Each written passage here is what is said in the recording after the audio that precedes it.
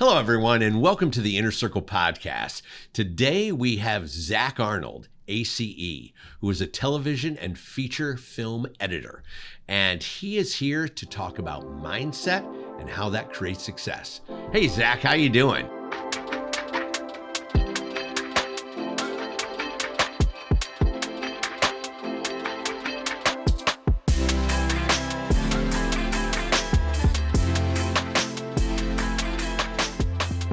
Pleasure to be here, and as we all know at this table, it's been a long time coming, making this conversation a reality. So I'm excited. Let's get right to it. Yes, it has. And one thing I want to just kind of start with is, for all of our members, just give us a little blow by blow of who you are, what you're about, all that good stuff. Yeah, sure. So the current version is, and this is a narrative that's constantly changing, which will be a narrative of today's conversation, is that I'm a recently retired Hollywood film and television editor. Most recent and notable credit would be Cobra Kai for Netflix. Okay. Some other recent credits include Empire, Glee, Burn Notice, and I made the transition to being a career strategist and a podcaster, where I work with artists, storytellers, and creatives so they can create the more balanced, more sustainable, and more fulfilling creative careers that they deserve, all of which is very difficult to do in this industry. Oh my God, I'm ready to talk about this stuff. Oh, this is my topic. Wellness. Yes. Yes. Finally, Lydia. I know. So, Zack, we first met, I want to say it's been over 5 years. 7 years. 7 years. Yes. And what I loved about Zack, most of all, what I respected was your limitless mindset and how we both could see possibility. And when we get together, this is a warning, we go down some rabbit holes. So let's start with a little bit about why you left editing and decided that you have to be doing what you're doing because it's more important than anything else. Yeah, that's a big pivot. Yeah, because you obviously loved what you did. I loved what I did, and I still love a lot of aspects of what I do. And technically, I'm not totally retired, in that, give or take whatever's going with the current climate of the industry, I am going to go back and finish up the final season of Cobra Kai, because that's a huge love of mine and something that I want to see through to the end. But in general, I consider myself retired from the industry. And there are a lot of steps to get there, but I think the biggest one is this moment that I consider the height of my success in my career, where simultaneously I was also rock bottom. And this is when I realized that the definition of success that the industry creates for us is very different often than the definition of we create for success, but we don't take the time to define it for ourselves. So where this all kind of came together was in the edit suite for season 1 of Empire. So for anybody that may or may not remember, Empire was a cultural juggernaut when it came out first season, breaking ratings records. It's probably one of the last shows that was considered appointment television. It was on the cover of every single trade and magazine and you could not go anywhere without hearing something about the TV show Empire. And I'm in the epicenter of that, having been one of the editors on season 1. So looking at the trajectory of my career, it was like, I've made it. I'm sitting in this room, no windows, all by myself, looking at a timeline, and a week from now, 25 million people are going to see the editorial choices that I've made. This is what it's all about. I'm also sitting in the same room, putting my children to bed via FaceTime for the 100th time in a row, realizing this is not the life that I thought it would be. And it all comes down to this one very distinct moment where I was on the phone putting my kids to bed via FaceTime. At the time, my son was give or take 5 and my daughter was 3. And we did our usual back and forth for a few minutes. And then they thought they had hung up, but they hadn't. And my son looked over at my wife and he said, "Mommy, why doesn't Daddy want to put us to bed at night? Why doesn't he love us?" And that's when I said, whoa, this is not the life that I signed up for. Like, getting 25 million people to watch a show that I have my name on and it's on all the trades and all the magazines. This is not the life that I designed and the life that I want. And then shortly after that came the negotiations for season 2, where I realized I had zero negotiating power because I needed the paycheck, because the only way I can make a living and support my family is editing television. And that was a huge wake-up call for me. And I realized that there are certain things about my creative career and my craft that I absolutely love. But that's when I realized it was time to start diversifying and finding more fulfilling in different ways to be able to make a living and generate an income. And that was just the deep, dark dive into learning about personal and professional development and the power of mindset and how to strategize your career and how to build a network, because I never wanted to be in the position again of I have to take a job where I have to choose the work and the paycheck over my kids. So that was kind of the beginning of everything that led us to 8 or 9 years later, which is me sitting here today. Yeah, I mean, I have that scenario that happened with me. I was building my career as we were starting to have kids, and it was very difficult. And I think now Lydia's amazing brain and creating Filmmakers Academy and giving us that ability to not have to take whatever comes our way, that we can pass. And now I'm focusing much more on our kids than I'm focusing on the work sometimes, which is exactly what I had hoped for. Right? Is like trying to find that wonderful work-life balance. Yeah. And that diversification that all of you started years and years ago is what gave you this amazing thing called a choice. It's given you choices. And I think that what you guys have done and what you've built, both the business, but you as a director of photography, and what I've built for both having the optimize yourself business that I have, but also being an editor, I now have choices in a time where having diversification and generalization is going to be my life raft, given the direction that our economy, but specifically that our industry is going with the advent of artificial intelligence. I am 8 years ahead of the curve, where now everybody else most likely is having that same existential identity crisis of there's no work right now, but more importantly, after the strike is over, will I ever have a job again? That's the difference. It's not just a matter of how long before I can go back to work. It's will my career be waiting for me when I get there? And everybody else, I think, is collectively having this identity crisis of who am I if the only thing I do is this one job and I can't make a living doing it anymore? So I think that what we've done in building these different avenues of income and ways to provide value to others, I think that's the wave of the future for everybody in the industry. No, I think you need something like that. Don't you agree? Yes, I have so much I want to say, but I'm trying not to interrupt. Please do. Get in there, Lydia. So let's rewind a little bit. So you had this moment that made me tear up from your son.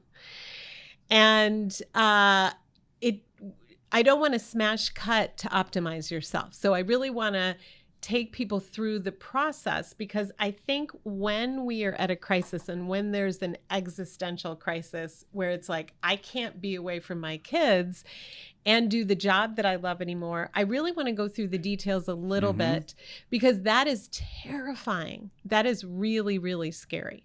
Yeah. So how did that, take us through that a little bit, just on the fast forward track of that. And then we'll get into all of these diversification things, how to create multiple revenue streams. But it's the mindset that is the foundational to everything. Yeah. So go for it. And I agree. I think that there's a whole lot in between, what happened 8 years ago. And like you said, smash cut to the result. Yes. What I wanted to do was, here's the beginning and here's the end. I love nonlinear timelines. Now we have to cut back to the flashback and figure out all the in-between, right? Yes. Already in the editor mindset. So essentially the first thing that I realized was, like I said, I was having an identity crisis. Who am I if this is the only thing that I do? And the way that both our industry, but just our economy are designed, we're told that what we do is who we are. And I was so tied to the identity of being an editor that I didn't know how to even begin to approach this. And what I started diving into was learning more both about mindset and learning about health and wellness and productivity and all these different areas, because the business was literally killing me. I mean, it was literally killing me from the hours, from the stress, from the exploitation, all the demand. So it kind of started with, I'm going to a buffet and I'm just going to do a little bit of everything in the health and wellness and personal development and productivity, all these things, just consuming all these podcasts and, reading all these articles and taking the online courses just to get a sense of where do I start. And the theme that I noticed, and this is the theme of what I teach now, it does not matter what the strategy is or what the tactics are. If you don't believe first that you're capable of doing these things, I can teach you everything available in the world and you're going to do nothing with it. So belief is the foundation of all of it. And I didn't believe that I had the value to do something other than being an editor.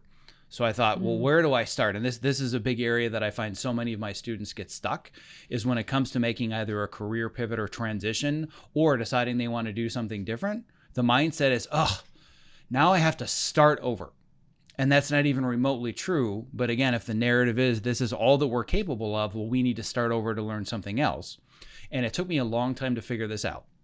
But I went through this massive period of imposter syndrome, which is very common in any creative industry, especially when you're making a change, where once I figured out that what I really love doing, and it's in my blood and it's in my family, is being a teacher, well, who am I to think that somebody's going to pay me money to coach them to be healthier when I've worked in Hollywood editing my whole career? Like, who do I think I am? And it took me a long time to put together this narrative. But the narrative was that I wasn't a Hollywood editor, and now I'm transitioning to be a wellness coach and a career coach. It's that the essence of what I'm really good at, what my creative calling is that I'm really good at taking a whole bunch of disparate, disconnected information, story points, narratives, where to most people it's like I'm just seeing a wall of nothing, and I can connect all of it together very succinctly and communicate an engaging story. Once I figured that out, it was just, I don't have dailies that are coming into my Avid anymore. You are creating the dailies, and it's my job to help you edit them down and construct the narrative that you want for the next chapter of your story. When that clicked, I was like, I've been doing this my entire life. Not only that, but one of the core key components of being a great editor, you got to be a really good therapist.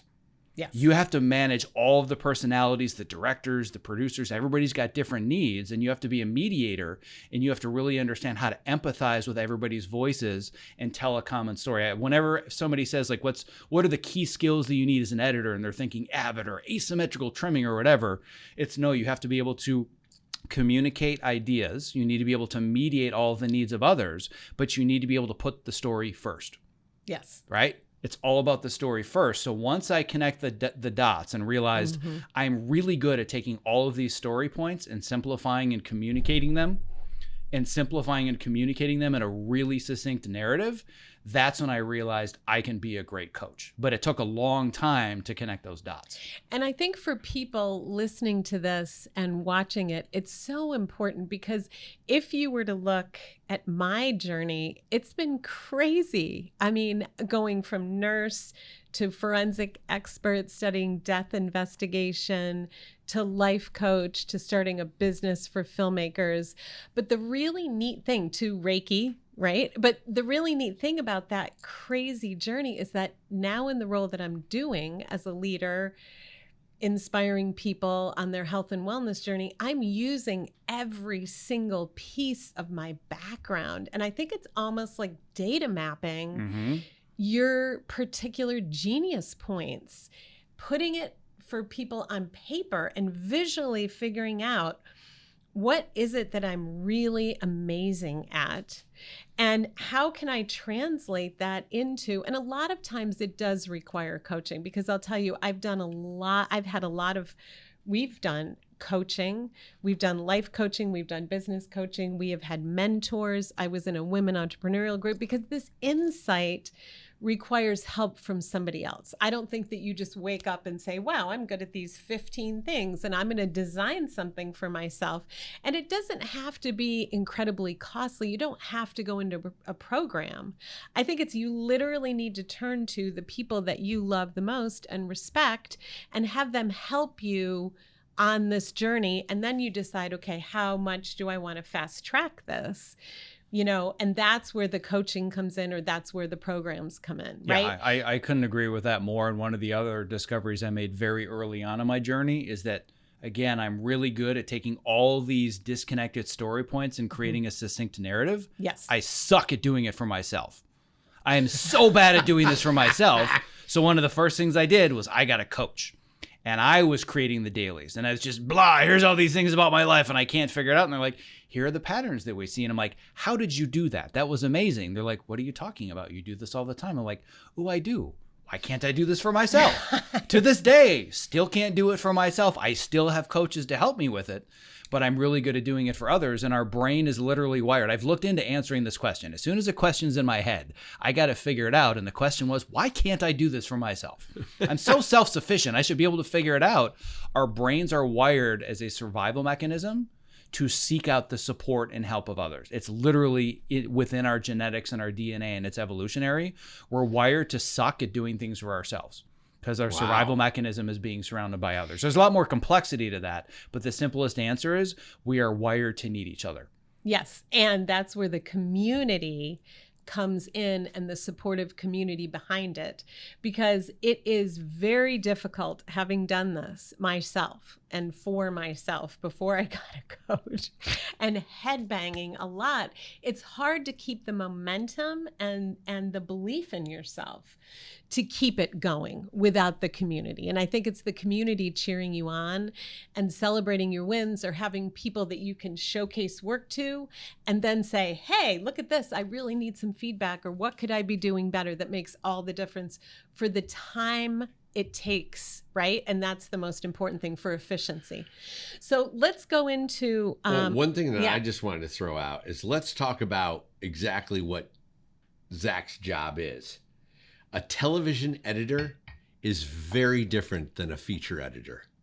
And you are under the gun, and the walls come crashing in on you, and the timelines start to fold on you, and you're doing 12, 14, 16, 18-hour days sometimes to meet those deadlines. The CGI work comes in super late. The demands of a television editor are extreme. So I can see why you called uncle, right? And you called uncle in a way not to say, oh, I don't love this. I don't want this for myself. I don't enjoy this. I was like, I want to call uncle on the way I'm not able to focus with my family, not be with my family, not engage with my family, and enjoy a wonderful workspace, right? And creativity and everything. Yeah. So and the thing to clarify that I think it's so important is, it wasn't me calling uncle on, I can't do this. It was calling uncle on, I refuse to do this the way that you expect me to. Exactly. Right? So specifically in television, there's so many differences related between TV and features. I'm not going to get into the nuances of those. That's a separate 4-hour interview. Yeah. But the biggest one, and this is another common question I get from people, is specifically as a TV editor, what's the most important skill you need to be the most creative? And I tell them, time management. Yeah. You need to be really good at time management, because if you want to deliver great cuts and you got to be a part of the sausage factory, constantly spitting it out, you have to be amazing at time management. So essentially part of this this transition, kind of this gap that you want to really dive deeper into, it was this time in 2015 where I, both pinnacle of my career and rock bottom, I realized that I'm not going to make the transition overnight. And I'm not giving up, but I refuse to do this the way you expect me to. And I'm going to find a different way to do it so I can thrive as an editor. Because at the time, I didn't know that I was going to give up editing and make a transition. It was, I need to find a better way to do it. Right. And then once I found a much better way to do it in a much more efficient manner, where I had a lot more balance, I was spending more time with my kids, I was putting them to bed in person instead of via FaceTime. It was when I realized I figured all this out and it works for me, and I still don't want to keep doing it. That's when the transition was made over to coaching, because my intuition kept saying, just this voice inside, you're meant to be doing something different and better than what you're doing now, but using the skills that you have. Right. And that intuition is so in tune with mindset, where again, if somebody's like, well, how do I manage my time better? I can talk about busy cal and time blocking and all that's great. But again, if you don't believe that you're capable, or you don't have, there's a difference between a fixed mindset and a growth mindset. The fixed mindset is, I am who I am, and I have these talents and I have these shortcomings and I can't change it. And the growth mindset is, I can't do whatever this thing is yet, but I can learn it and I can grow into doing that. But the biggest thing that I probably spend the most time doing in my coaching program has nothing to do with tactics or strategies. It's managing the voices that say, oh, but I couldn't do that. It's the imposter syndrome, right? Because that gets in the way of the intuition. The intuition says, I'm meant to be doing this thing. No, you're not. You can't do that. Come on, let's be realistic. Do you really think that you're capable? But I feel it. I feel I'm meant for this. No, you're not, right? So I'm managing that imposter syndrome and the belief or lack of belief in yourself. That's where mindset really comes in. And let's talk about that, because these self-limiting beliefs, we are so harsh to ourselves, right? Like we treat ourselves in a way that we would never treat a friend. We are self-critical. I mean, it's terrible what we do to ourselves. And so I would love to get into, for the basis of mindset, and this plays into morning routine and habits and kind of, what did you learn through your own personal growth story and all the changes that you've done to kind of break through limiting mindsets and to create, because mindset and intention, and I want to really make a distinction between the two, because intention is everything. Once you've kind of managed the mindset, then intention is everything. But let's start with mindset, right? So what did you learn? Yeah. So what I learned, and it took years and years to put this together, but what I learned, and it was specifically for me deciding and setting the audacious goal of, you know what? I have an award-winning dad bod and I'm really out of shape. So I think I'm going to be an American Ninja Warrior. Like that's exactly the voice that I had in my head. My intuition said, we want to go after something bold, part of this journey. And in going through that journey, what I learned, and I don't know what, how willing we are for me to be frankly honest. And if you have to bleep me, you have to bleep me. But what I learned through this process is that we spend our entire lives telling ourselves we can't do things. And I realized that I am completely and totally full of shit, because I would say I can't do that. But then I would force myself outside my comfort zone to try the hardest version of what I could do and slowly build upon that. And I realized I've been lying to myself my entire life. And then again, all came from having the wrong mindset, having the wrong programming and all these limiting beliefs. And it was by putting myself in a position where I was forced to do something really, really difficult outside of my comfort zone. That's where all of my growth occurred. This is Lydia Hurlbut, CEO of Filmmakers Academy. Thanks so much for tuning in, and don't forget to like and subscribe. We would love to have you join our community, starting at just $4.99. So visit Filmmakers Academy today, and I'll see you there.